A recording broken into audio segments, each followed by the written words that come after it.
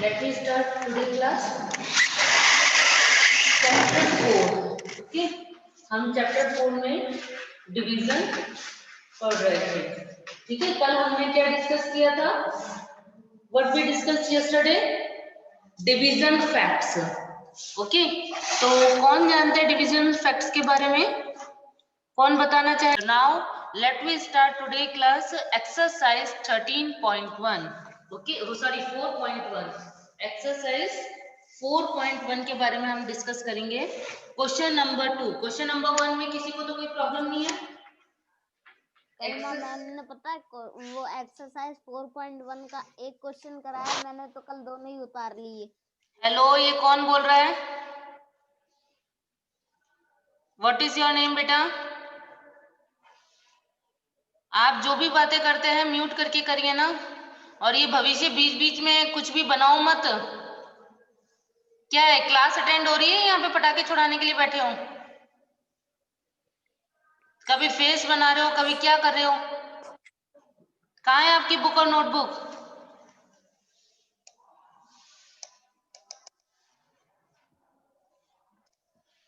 Yes. Question number 2. Okay. Question number 2 fill in the blanks है आपका. ठीक है. इसी फैक्ट्स के ऊपर बेस्ड क्वेश्चंस हैं. कुछ क्वेश्चंस ऐसे होते हैं जिन्हें हमें डिवाइड करने की जरूरत नहीं होती है. केवल वो फैक्ट्स ध्यान में रख करके हम उन क्वेश्चंस को सॉल्व कर सकते हैं. ठीक है. सपोज करिए फर्स्ट दिया हुआ है 138 divided by 1 is equal to 138 divided by 1. आपने क्या पढ़ा था? इससे रिलेटेड फैक्ट पढ़ा था. यहाँ पे डिविडेंड क्या है 138 और डिविजन क्या है 1. तो आप ये देखिए कि जब डिविजन 1, क्योंकि हमने ये रूल पढ़ा था डिवाइडिंग बाय 1 का रूल लग रहा है यहाँ पे कि जब किसी भी नंबर में यदि 1 का डिवाइड किया जाएगा तो आंसर क्या आएगा? इटसेल्फ नंबर ही आएगा. तो आंसर हमारा यहाँ पे क्या होगा? 138. आंसर क्या होगा हमारा? 138. ओके. तो ये फैक्ट्स को ध्यान में रखते हुए हमें सॉल्व करना है. Next question is 2657 divide is equal to divide dash is equal to 2657. 2657. अब ये कह रहा है कि 2657 में किस नंबर का डिवाइड किया जाए कि वापस से सेम नंबर यही आ जाए. दोनों तरफ आप देखोगे कि सेम नंबर है. इज इक्वल टू के बाद वाली भी डिजिट सेम है और इज इक्वल टू से पहले वाली जो डिविडेंड है वो भी सेम है. तो अब इस केस में हम क्या करेंगे? कैसे पता चलेगा कौन सा रूल लग रहा है? जब हमारे पास डिविडेंड ही सेम आ जाता है तो वो किस केस में आता है? डिवाइडिंग बाय 1 के रूल में. अगर हम 1 डिवीजर का डिविडेंड में यदि हम डिवाइड करते हैं तो वही सेम नंबर हमारे पास रिपीट होता है. Next is C is 15,473 divided by 1. वापिस से वही है, 1 का ही चल रहा है अभी भी कि 1 के अंदर 15,473 में यदि 1 का डिवाइड करेंगे तो वही सेम डिजिट आएगी 15,473. ओके. नेक्स्ट इज डी क्या है? Dash divided by 1 is equal to 18,820. अब ये कह रहा है कि 1 में किस नंबर का डिवाइड किया जाए कि 1820 ही दोबारा से हमें मिले. मतलब आपको ये ध्यान रखना है कि क्वेश्चन ही यदि सेम आ रहा है किस नंबर में 1 में किस नंबर का यदि डिवाइड करेंगे कि 1820 आ जाए. अभी आपने तीनों तरीके के क्वेश्चन देखे ए बी सी. अभी हम 1 से ही रिलेटेड कर रहे हैं तो आपने हर तरीके से देखा है. सबसे पहले 1 में हमने 138 का डिवाइड किया तो 138 में 1 का डिवाइड किया तो दोबारा से इटसेल्फ नंबर आया. फिर हमने देखा कि हमें डिविडेंड दिया हुआ था, डिवीजर फाइंड आउट करना है और क्वेश्चन दिया हुआ था. तो किस तरीके से डिवाइड करेंगे कि वापस से 2657 है. तब भी इस केस में 1 आया. क्यों? क्योंकि 1 का यदि किसी भी नंबर में डिवाइड करेंगे तो वही इटसेल्फ नंबर आएगा। थर्ड जो क्वेश्चन आया था वो सेम फर्स्ट के अकॉर्डिंग ही था। अब फोर्थ में ये कह रहा है कि 1 का किस नंबर में डिवाइड करें कि वापस से वही नंबर आ जाए, तो यही होगा 1820, 820। ओके, नेक्स्ट इज ई, हाँ 16,400। मैम की आवाज इको होके आने लग गई थी अभी बीच में ना मैम की। ई नेक्स्ट है, ई नंबर देखिए 16,400 divided by 1। Okay, E number हम देखेंगे 16,400 डिवाइडेड 16,400 डिवाइडेड बाय, ठीक है, इसके बाद डैश दे रखा है इज इक्वल टू,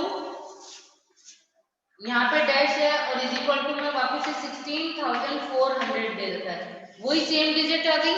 ये वाला बी की तरह क्वेश्चन हो गया कि डिविडेंड हमारे को दिया हुआ है, डिविजन फाइंड आउट करना और क्वोशिएंट दिया हुआ है, ठीक है।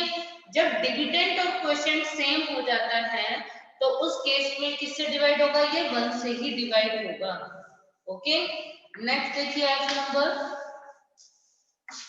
एफ है 0 डिवाइडेड बाय 135, ठीक है, 0 divided by 135।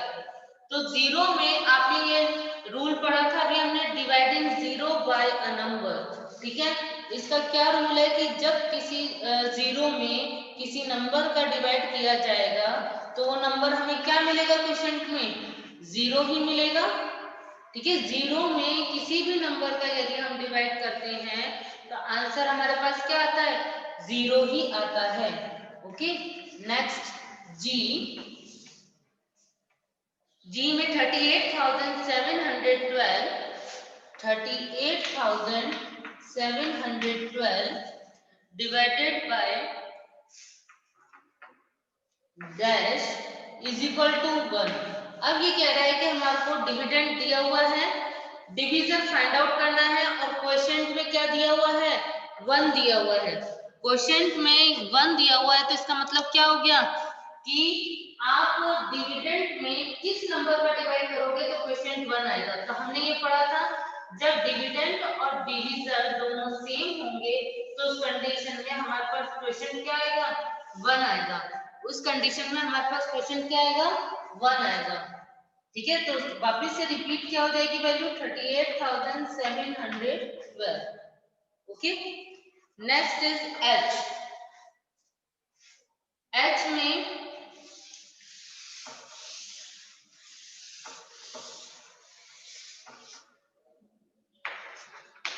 H dash divided by dash divided by 18,921 is equal to 1, ठीक है। अब हमें क्वोशिएंट दिया हुआ है 1, डिवीजर दिया हुआ है 1, तो क्वोशिएंट 1 कब आता है, जब डिविडेंड और डिवीजर दोनों सेम होते हैं। डिवीजर हमें 18,921 दिया हुआ है और इज इक्वल टू के बाद क्या दिया हुआ है, 1 दिया हुआ है। तो इसका मतलब क्या हो गया कि क्वोशिएंट 1 कब आता है, जब दोनों ही नंबर डिविडेंड और डिवीजर दोनों सेम होते हैं। तो यहाँ पे डिविडेंड क्या हो जाएगा, 921, इन दोनों ही केस में क्या आ जाएगा, 1 आएगा। Next is I,